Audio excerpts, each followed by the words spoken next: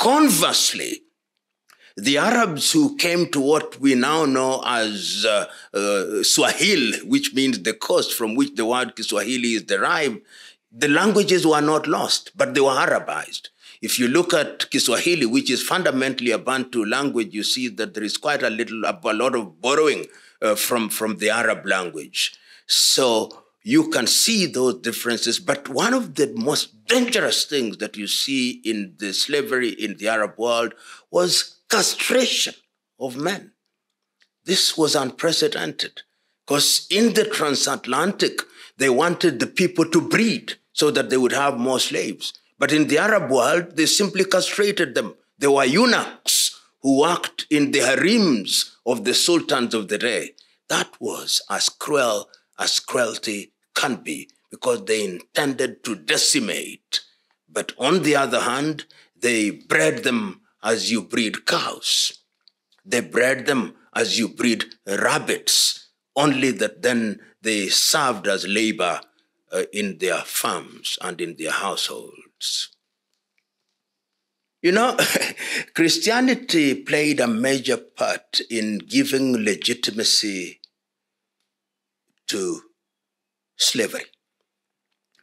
We say it casually, but remember that the cross came before the flag. When Christianity came, the version of Christianity that was brought to us was a Christianity where you are supposed to turn the other cheek. It was a Christianity where they make reference to Paul's letter to the Romans and say, obey your masters. You slaves, obey your masters as you would the Lord. So you can almost see an attempt to say that slavery is God-ordained. So they say that if you want to cure a disease, it's good that you find its root cause. It's good that you find, if possible, you may want to find the patient zero. A patient zero is someone who is the first instance of the victim of that disease. For instance, HIV/AIDS, we had a patient zero who was flying from USA and then he moved to Africa. People believe this patient zero was a male man who came and infected the whole continent. You understand? With COVID, we had some instances where people were trying to avoid these people from getting to other countries which were not infected. Now, this was because they wanted to understand how this operates, and once they understood how it operates, and now we brought about this, what we call, how was it called? Lockdown. We had sanitation, lockdown, and there's a certain name I can't remember very well. Yeah. So human beings, we tend to want to understand something first before giving a proper judgment, and I believe this is the way it should be. We must understand the root cause. We must understand the nature before we say that we want to give a cure. And this is the same idea that is used to prepare vaccines for diseases. They get how they understand, and then they inject you with the vaccine so your body fights it. Now, in the future, when that disease attacks you, you get yourself immune to it. And yes, human beings are like this as well. Human beings, we are being attacked by diseases, psychological diseases, mental diseases, society diseases, economic diseases, political diseases. And these diseases have a root cause. For Africans, there are two, of course. We have slavery, and then we have colonialism. You understand what slavery is. Africans were taken from Africa and shipped all the way to the US, South America as well. They were going to work on those plantations. Ever since that time, the African outside Africa has never been the same. He has been regarded as a slave up to date. He is not taken as equal. While the African in the continent was colonized. It is such a magical thing, and if you come to think of it, that the same person who committed slavery is the same person who committed colonialism. And yes, we have instances where this slavery started, where this colonialism started. It's always good to understand that things are never new. Things are always recurring. Things are always happening before time, and then they repeat themselves. So when they happen in the past, we understand what caused it. We can prevent it from happening in the future. And in this video, Professor, our very own Kenyan professor, Plo Lumumba, discusses through a video that I found in a channel on YouTube, where he discusses the origin of slavery.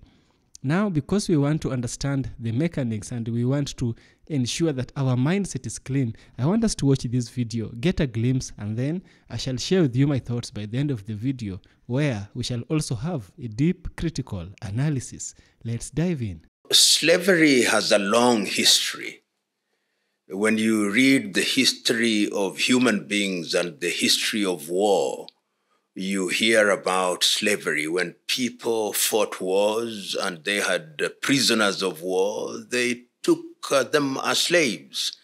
But in terms of recording, we begin to see slavery in Sumeria, in the Western tradition. That is when you begin to see the emergence of slavery during conflict, as I've already said, when people were conquered and they were subdued by one civilization, they would then be enslaved. And in many cases, you see this also articulated in different histories. Look, for example, at the Hindu Mahabharata, which is several years older than the Christian Bible. You see evidence of slavery, and when you look at the Talmud of the Jews, you see slavery. When you go to the Chinese and Oriental tradition, you see slavery. When you come to Europe and you begin to talk about the conquest of the Visigoths and Ostrogoths and the Romans, you see slavery. The Christian Bible itself in the Old Testament has slavery. In African tradition, when you look at Northern Africa, you see slavery. When you look at Islam, you see slavery. So it would appear that the human being's inclination to dehumanize fellow human beings who are not like them and to use them as vessels and chattels is something that is settled in history, and it has changed character over the years. The tragedy, however, is that slavery is alive and well in different forms. I remember when I read different histories in the manner that I've articulated, you see that women and children were part of the war spoils. And that in itself tells you that slavery is part of human life, undesirable as it is. You know, when we talk about contemporary slavery, particularly in the continent of Africa, we've got to look at it from a number of dimensions. We do not talk as often as we should about the slavery that took place in the eastern coast of Africa from the year 650 AD. The enslavement of African peoples by the Arab Emirates, if you may, the Omani Empire and all those empires. This started in 650 AD, as I've already said. And estimates now suggest that as many as 18 million Africans were taken from the eastern coast of Africa, from what is today Kenya, Tanzania, up to the hinterland in places such as Malawi, and were taken to the Arab world. One of the things that happened in the Arab world, why you don't see the evidence of black slaves, is that they were castrating men, and therefore they did not produce. And it is something that we don't talk about as loudly as we should, is not as documented in the manner that it should, but that is the first wave of slavery, in modern day slavery. The much more known wave of slavery starts in the 15th century. And this is by the European enslavers led by the Portuguese in the early 1400s, which is the 15th century. And all the European powers were involved in slavery. They themselves, of course, had been subjected to slavery by their fellow Europeans. But when they started coming, you'll remember that when the Portuguese started coming into Africa, they wanted to trade in gold and spices. But then they discovered that there was another commodity, the human being. And it is interesting that even the now very quiet European powers were involved in what later became the transatlantic triangle of slavery. The Danes were there. If you look at the Cape Coast Castle in Ghana, in what is today Ghana, they participated in the building of it. The Swedes were there. The Norwegians were there. The Dutch were there. The British were there. The French were there. The Spaniards were there. The Germans were there. So modern day slavery as we know it was actually animated by the need for labor within Europe. And as I've already said, the Portuguese were in the forefront of it. And then initially they were taking the slaves to the motherland. So you'd find some dark-skinned individuals in Lisbon, in Spain. And when they started conquering different parts of the world with the activities of individuals like Vasco da Gama and Christopher Columbus, you now begin to see slaves, African slaves, being transported from the western part, particularly Nigeria, Gambia, Senegal, Equatorial Guinea, and ultimately on the southern part in Angola, being transported to what are now the Caribbean, to Jamaica, to Trinidad and Tobago, to St. Vincent's and Grenadines, to Brazil, to Colombia, to ultimately to Costa Rica. And when the Americans get involved in slavery, of course, they are then taken to the United States of America and even to parts of Europe. That then became known as the transatlantic trade. And records now show that nearly 12 million, and these are conservative estimates, of Africans were taken to what were described as the new lands to work their lands. And it can't be said without fear of contradiction that America was built by black labor in the same way that Latin America was, and the Caribbeans, and it was devastating. The impact of it is alive even as we speak, because it involved the dehumanization of human beings, and they are being treated as chattels and being sold as if they were not human beings.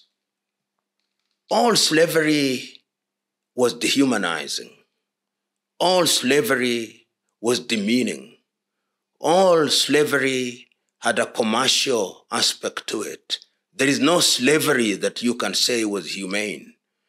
And one of the things that they did was to take away people's cultures and people's language. You can say, for example, that in the Arab world, because of the lack of documentation, you don't see the descendants of slaves in the manner that we see it in the United States of America or in the Caribbean. But one can say, for one thing, that what they did was to convert people into chattels, and it made those parts of the world richer. But the Arabs also did something else that the transatlantic slave perhaps did not do as effectively as they did, is that some of them came into the hinterland and married. So you can see the process of Arabization. This is a similarity rather than a difference. The Arabization of the eastern coast of Africa and the Islamization, because they came, and in the process of enslaving, they also Islamized and Arabized. And you see people having names which are fundamentally Arab and Islamized. Even the Arab names were Islamized.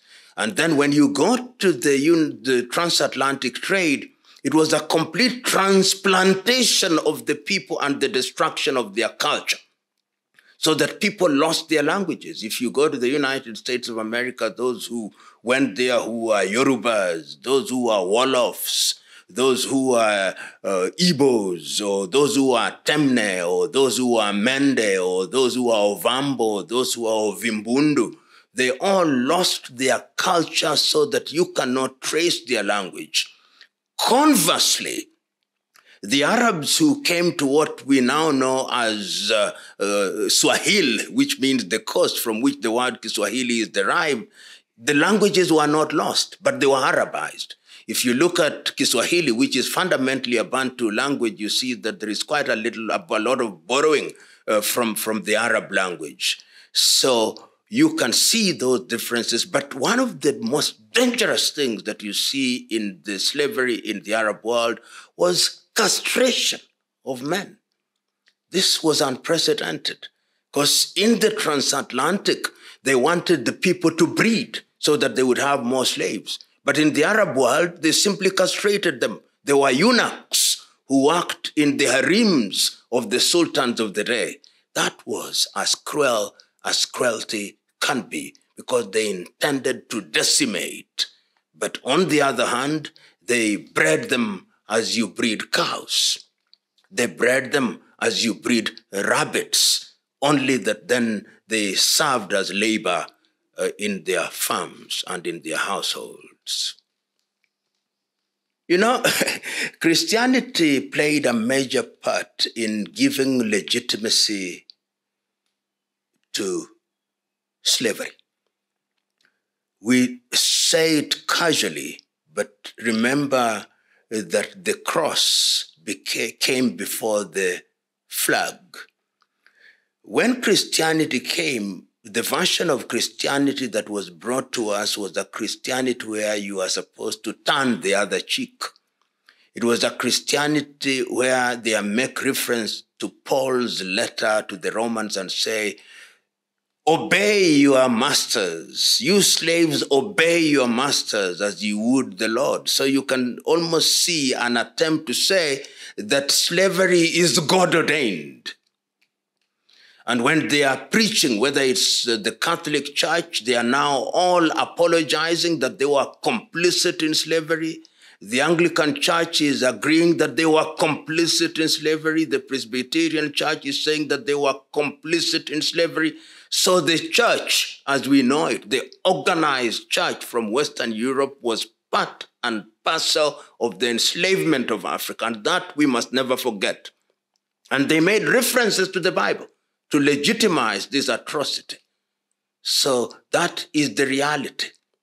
And the same can be said of Islam, that Islam also did recognize that there are certain people who are not believers who could therefore be enslaved. Religion, as we know it, is as guilty as guilt can be in the enslavement of peoples. And remember, it is not only African peoples who are enslaved. Even other individuals or other groups of individuals in different parts of the world were enslaved and or dehumanized. If you go to the Latin America, the Arawak people were decimated, and religion was in the forefront. In the name of God, people were enslaved. In the name of God, people were dehumanized. In the name of God, Africans were turned into things. In the name of God, Africans were turned into commodities. Organized religion has every reason to apologize to those that were enslaved. Every civilization, as I've already said at the very beginning, in every society, people always tried to dehumanize those who did not belong to their communities. So there were wars among African nations, and when people were themselves arrested, when the European colonizers and enslavers came, most of them initially did not go into the hinterland. What they then did was to enter into unholy alliances with some African chieftaincies, and they hunted people who are not of their own or those who are prisoners and participated in the slave trade. I know some European revisionists try to use this to say that they do not owe Africa, but that is not the root cause. The kind of slavery that was being practiced within African societies, it did not lead to the massive commercialization that we then saw in the transatlantic trade. But it's true to say that slavery was known in Africa, even before the advent of the Europeans, even before the advent of the Arabs. Slavery must be understood. Slavery and slave trade, these were Siamese twins.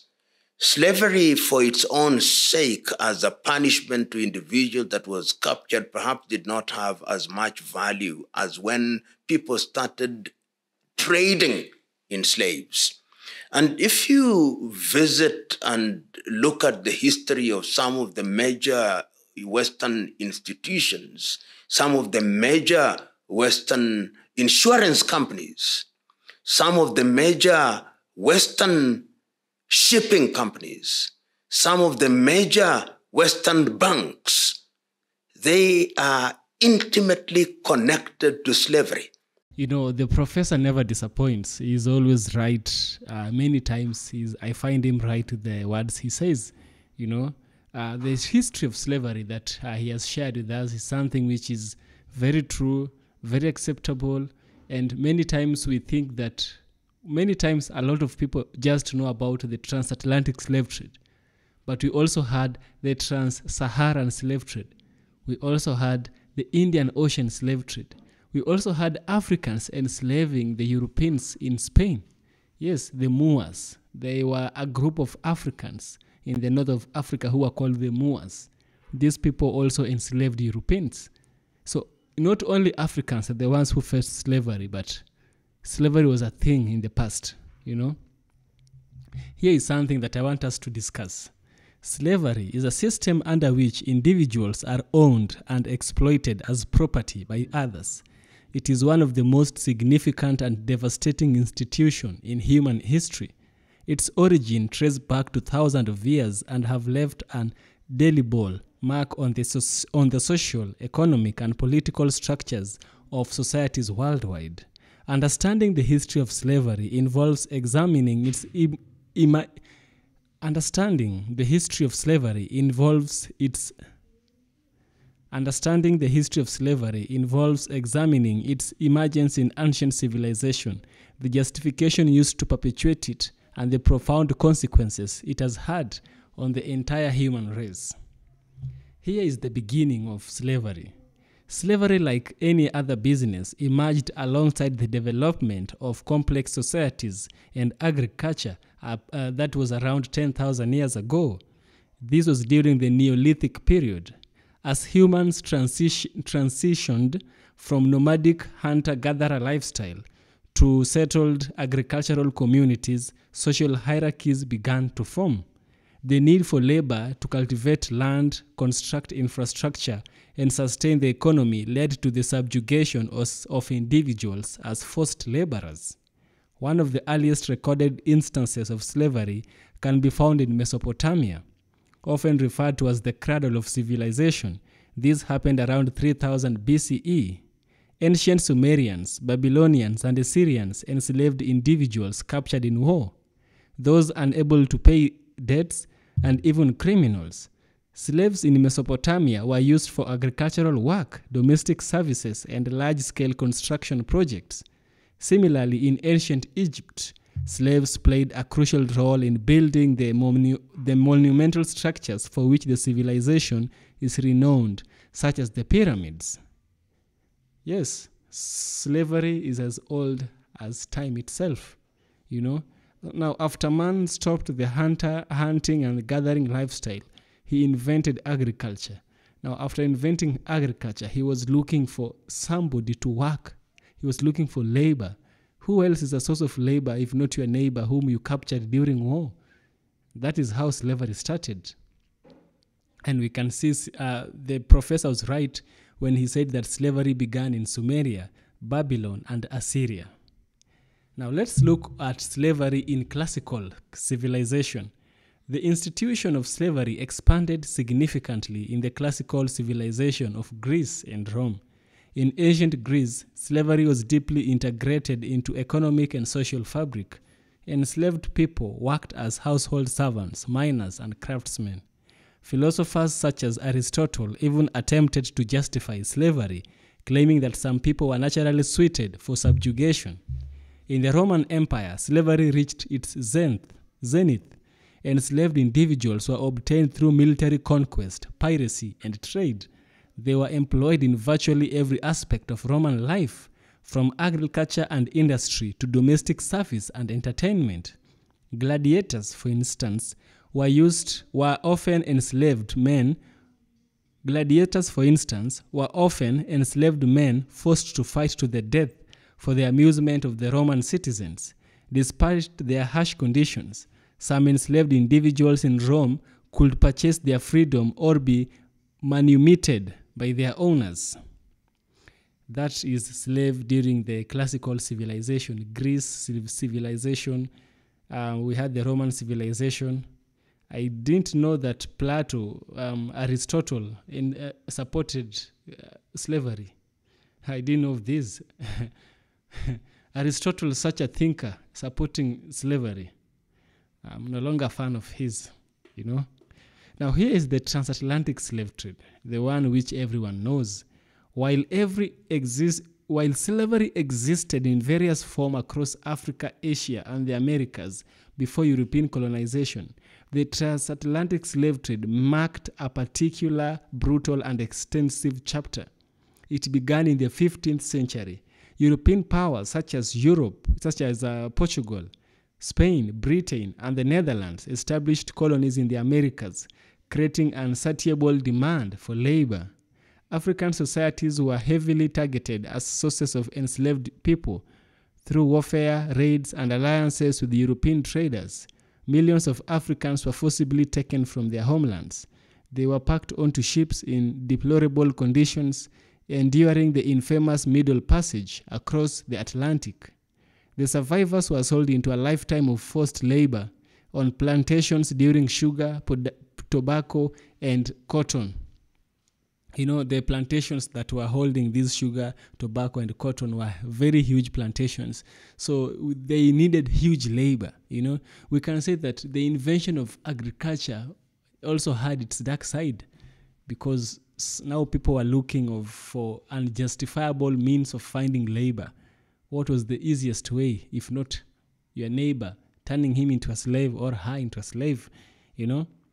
How was this slavery justified? There is many theories that have come where people have explained why it was justified. Dr. Joy de Grey has explained why slavery was justified. The late Dr. Fres Kressling explained, you know, and here is a reason that I also gathered for myself. Throughout history, slavery was often justified through cultural, religious, and pseudoscientific means. In ancient civilization, the belief in divine or natural hierarchies was commonly used to legitimize slavery. In the transatlantic context, European colonizers invoked Christianity to rationalize their exploitation of Africans, arguing that slavery provided an opportunity for heathens to embrace the faith. By the 18th and the 19th century, pseudoscientific theories of racial superiority emerged, further entrenching the institution of slavery. These theories positioned that Africans were biologically inferior and thus suited for servitude, a narrative that shaped systemic racism for centuries. Of course, there had to be an abolition to all this madness. There had to be a way that this madness could be brought to an end, because these people really exploited the Bible. They really exploited the religious books, you know. Abolition of slave trade is what I want us to discuss next. Resistance to slavery existed from its inception. Enslaved people often resisted through revolts, escape, and other forms of defiance. Organized abolition movements began to emerge in the 18th century. It was driven by moral, religious, and economic arguments. Enlightenment thinkers, religious groups like the Quakers, and former slaves such as Frederick Douglass played pivotal roles in challenging the institutions. The abolition of slavery occurred in stages. Denmark was the first European country to ban the transatlantic slave trade. This was in 1803. Britain followed with the abolition of the Slave Trade Act in 1807. And the USA outlawed the slave trade in 1808. Full emancipation took longer.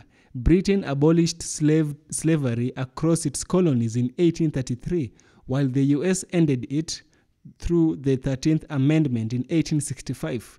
Despite these legal victories, the legacies of slavery include systemic racism and economic disparities, which persist up to date. The history of slavery is a sobering testament to humanity's capital, or rather capacity, for exploitation and resilience.